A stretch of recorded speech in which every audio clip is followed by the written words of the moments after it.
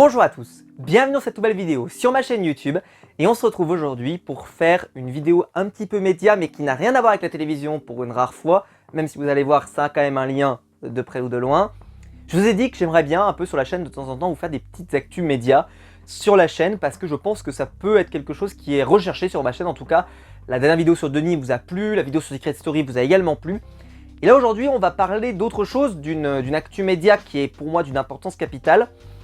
Et je vais essayer de vous expliquer un petit peu les enjeux, tout ça, et un petit peu vous faire ressortir les différents événements. On va parler de l'émission, donc de la chronique, je ne sais pas trop comment on peut appeler ça, Les Marioles, qui est diffusée sur la chaîne de Blast depuis le début de la semaine, enfin depuis la fin de la semaine dernière, mais depuis le début de cette semaine. Une émission donc qui est très clairement inspirée des Guignols, hein, rien que le nom s'y rapporte, mais ce ne sera pas les Guignols de l'info. Les Guignols de l'info est une marque déposée, donc par exemple on n'aura jamais le plateau de télévision avec Patrick Poivre d'Arvor, etc., etc. Bon, de toute façon, Patrick Poivre d'Arvor, je pense que c'est plus possible aujourd'hui, mais bon, peu importe. Mais globalement, voilà, je pense pas qu'ils vont le mettre en caricature de ce côté-là. Et donc la chaîne de Blast, c'est un média indépendant auquel je suis abonné depuis des années, hein, et qui, enfin depuis des années, depuis un an maintenant, qui produit du contenu plutôt économie, environnement, et un petit peu voilà, engagés politiquement, on peut le dire ainsi. Ils sont très clairement orientés à gauche, voire extrême gauche, sur les programmes qu'ils proposent sur leur chaîne.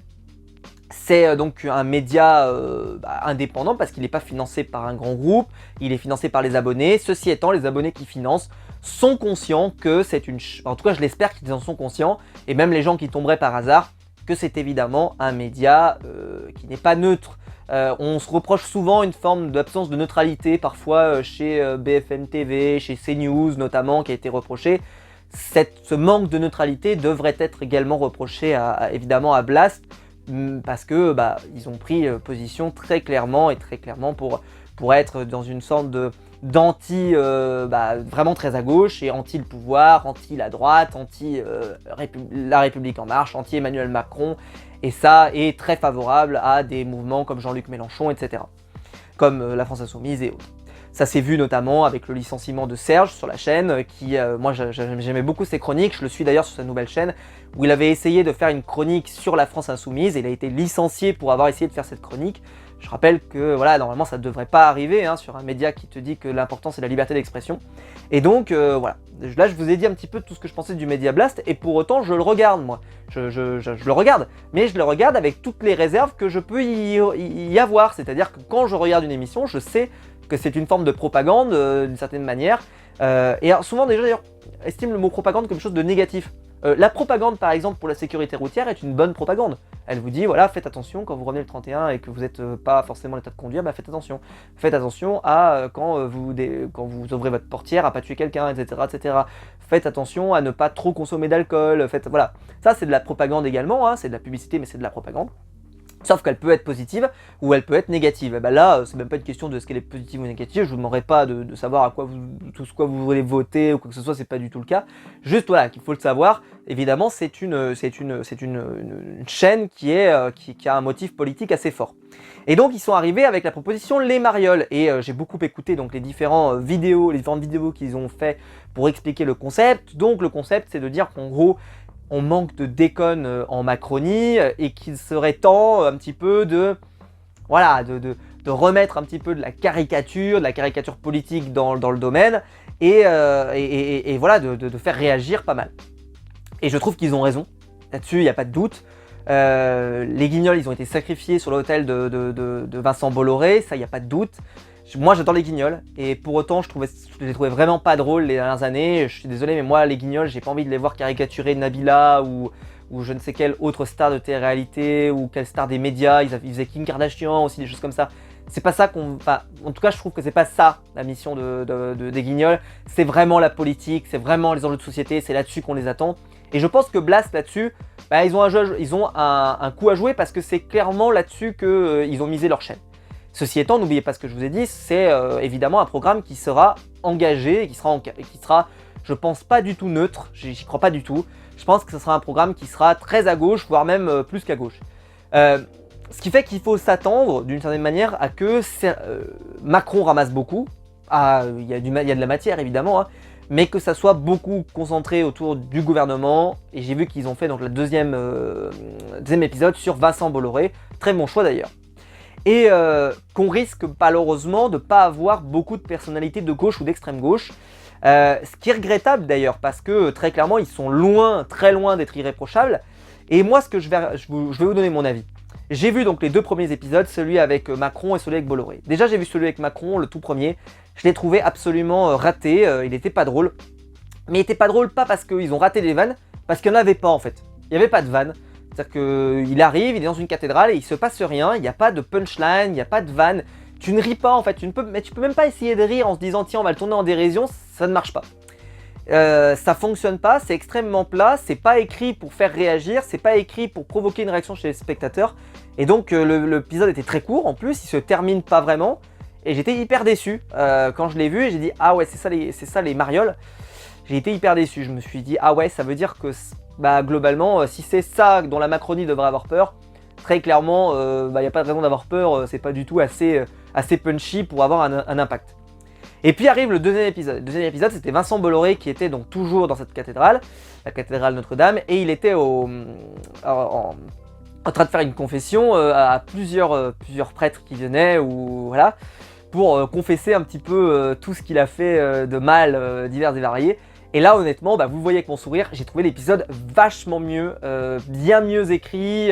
Déjà parce que bah, il était écrit pour faire réagir, il était écrit pour avoir des punchlines, et globalement, c'était un bon épisode. C'était bien fait, c'était pas non plus hilarant, je suis pas tombé de ma chaise ou quoi que ce soit, mais ceci étant, là j'y ai vu véritablement bah, voilà, quelque chose qui peut en tout cas faire sourire, faire voilà, te dire ah ouais tiens c'est pas mal, c'est malin.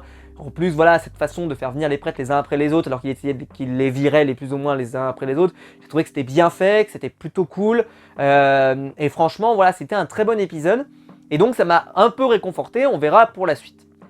Mais ce que je redoute, alors je me dis par exemple dans les incontournables, je ne sais pas ce qu'ils vont faire comme marionnettes, c'est un programme qui coûte très cher, je suppose que voilà, le nombre de marionnettes sera limité. D'après ce que j'ai compris, une marionnette ça vaut plus de 10 000 €, je crois 10 ou 15 000 €, donc même si voilà, ils ont demandé je crois 250 000 €, si on se dit bon il faut payer les auteurs, il faut payer les gens, etc. Ok, je pense qu'il faut quand même récupérer plus de 250 000, mais je pense que peut-être ils peuvent, sur les 250 000, je pense qu'ils imaginent qu'il y en a peut-être 50 000 ou 100 000 qui sont investis dans les marionnettes. Donc on va se dire, dans les marionnettes, bon bah il y a Macron et on a vu qu'il y avait Bolloré. Je sais pas ce qu'ils vont nous faire par la suite. Mais moi je me dis, dans ceux qui sont vraiment caricaturales et qui, je pense, sont caricaturés, je pense qu'il y a Darmanin, il va pas y échapper, lui c'est une certitude. Parce que voilà, très présent au gouvernement, en première ligne. Vous allez me dire, bah, tu ne penses pas à la première ministre? Bah si, mais en fait, il y a peut-être des chances qu'elle saute ou qu'elle change ou autre. Donc c'est peut-être pas un bon choix peut-être de la choisir, à voir. Moi, évidemment, je choisirais le ministre de l'Éducation nationale parce que je trouve qu'il est incroyable. Il est incroyable, vraiment, mais pareil, est-ce que c'est sûr qu'il va rester tout le quinquennat? J'en sais rien. Mais en tout cas, franchement, il a un gros potentiel à être caricaturé, pardon. Il a un énorme potentiel, gentiment, mais il a un gros potentiel à être caricaturé. Pardon, évidemment, je m'attends peut-être à avoir une personnalité d'extrême droite, alors peut-être Marine Le Pen, peut-être Jordan Bardella, à voir, je pense que c'est l'un des deux qui sera choisi. Je vois pas l'intérêt de prendre les deux, je pense qu'ils vont choisir un des deux. Ou peut-être pas, hein, mais je serais surpris qu'ils le fassent pas parce que bah, clairement, il y a du potentiel, il y a du gras à utiliser. Peut-être qu'ils vont choisir parce que voilà, ça peut être un programme qui peut s'intéresser aux Parisiens, peut-être une Anne Hidalgo pourrait être pas mal. Et puis globalement, voilà, ça vous fait, on va dire, 5-6 marionnettes. Mais si vous avez suivi, alors à part Anne Hidalgo, mais globalement, voilà, franchement, c'est discutable pour elle, bah vous avez constaté, j'ai pas pris de personnalité de gauche pour le moment, j'ai pas pris de personnalité d'extrême gauche, donc ça va être toujours les mêmes qui vont ramasser la droite, enfin, parce que pour moi, Emmanuel Macron, il est beaucoup plus à droite que ce qu'il n'est au centre, donc il est vraiment sur un centre droit, voire même droit, voire même la droite. Bah voilà, on voit bien que tout de suite ça va s'orienter là-dessus. Alors que pour moi, je pense que dans ceux qu'il faudrait, parce que dans les Guignols ils étaient faits, je pense qu'il faudrait faire Jean-Luc Mélenchon, ou au moins, Sandrine Rousseau. Sandrine Rousseau, elle a un personnage et une personnalité, mais alors qui est faite pour être caricaturée. Mais totalement. C'est-à-dire qu'elle est souvent un peu dans une forme d'outrance, etc. Donc elle sera facile à être caricaturée. Elle donne de la matière tous les jours. Mais vu que ce qui s'est passé avec Serge, on n'a pas le droit véritablement de faire sur la France Insoumise, je m'attends que ça n'arrive pas. Et donc, les Guignols, oui c'était encarté à l'époque, c'est sûr, hein, Les Guignols, quand il y a eu l'élection en 2022 et qu'il y avait Jean-Marie Le Pen au second tour, ils ont dit, tu vois, ils ont décidé d'arrêter de rire, tu vois, ils ont fait ah non mais là c'est pas possible quoi. C'est-à-dire qu'ils étaient engagés et puis voilà, ils tapaient quand même beaucoup plus sur Chirac, Sarkozy, la droite, mais par exemple quand Hollande est arrivé ils ont tapé dessus aussi, mais ils tapaient aussi voilà, sur les écolos, sur... donc moi je pense que pour la France Insoumise il faudrait peut-être prendre Bompard ou... moi je pense qu'il faudrait prendre, c'est mes goûts, hein, mais voilà je pense qu'il faudrait prendre, comment il s'appelle ah purée, j'ai plus son nom. François Ruffin, excusez-moi. Ruffin, excusez-moi, le petit trou de mémoire pendant une seconde. Pourtant, j'ai tout noté sur ma tablette, mais là, trou de mémoire. Excusez-moi. Je pense que Ruffin, ça serait le meilleur choix parce qu'il est génial, Ruffin. Il est génial. Il est vraiment dans l'outrance. Il est ce qu'était Jean-Luc Mélenchon il y a très très longtemps quand il a commencé et que les Guignols avaient vraiment caricaturé comme ça. Je pense que s'il y en a un qu'il faut choisir, c'est celui-là. Cherchez pas, si vous voulez prendre un gars dans la France Insoumise, c'est lui. Cherchez pas, vous trouvez pas mieux parce qu'il est génial. Il est génial, vous pouvez lui faire vraiment en faire un personnage très caricatural facilement. Donc ça j'aimerais bien. Et s'ils le font pas, ça restera quand même un programme sympa. Mais ça veut dire que malgré tout, ça sera un programme qui sera évidemment engagé, très engagé, comme tout ce que fait Blast évidemment. Il suffit de regarder sa chaîne. La chaîne de Blast, vous la regardez, vous prenez les vidéos, j'ai regardé ça tout à l'heure, vous prenez les vidéos des 3 derniers mois, il n'y a pas une seule vidéo sur la France Insoumise. Il faut remonter à il y a plus de 3 mois, alors qu'il s'est passé des choses dans la France Insoumise. Il faut remonter il y a plus de 3 mois pour voir une miniature avec des représentants de la France Insoumise.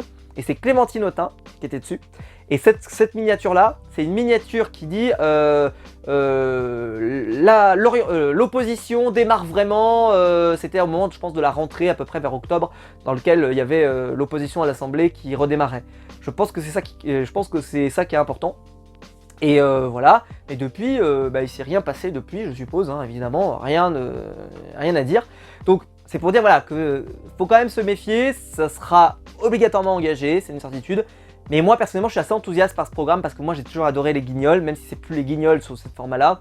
J'ai toujours adoré ce concept de la caricature, moi j'adore la caricature, je suis un immense fan de tous les caricaturistes qui existent en France. Je trouve que c'est un art qui est hyper important, j'aime aussi les humoristes qui font de la doublure, tu vois, même les Canteloup, les Laurent Gérard, les Marc-Antoine Lebré. Alors c'est pas toujours engagé, des fois c'est juste de l'humour comme ça pour se marrer, mais quand c'est bien fait, ça peut être super drôle. Des fois c'est raté, des fois, hein, Canteloup a eu des sketchs moins drôles, a eu des sketchs drôles, ça dépend, voilà, des périodes, mais voilà, il y a eu des bonnes choses. Et je pense que la caricature, on en a besoin, ça ils ont raison. Mais voilà, faut se méfier quand même que ça risque d'être un tout petit peu engagé. Mais je suis très impatient et puis le deuxième épisode m'a convaincu, donc j'espère que la suite sera au rendez-vous. Je vous invite donc en tout cas à vous intéresser à ce projet, à le soutenir, parce que c'est un projet qui est intéressant.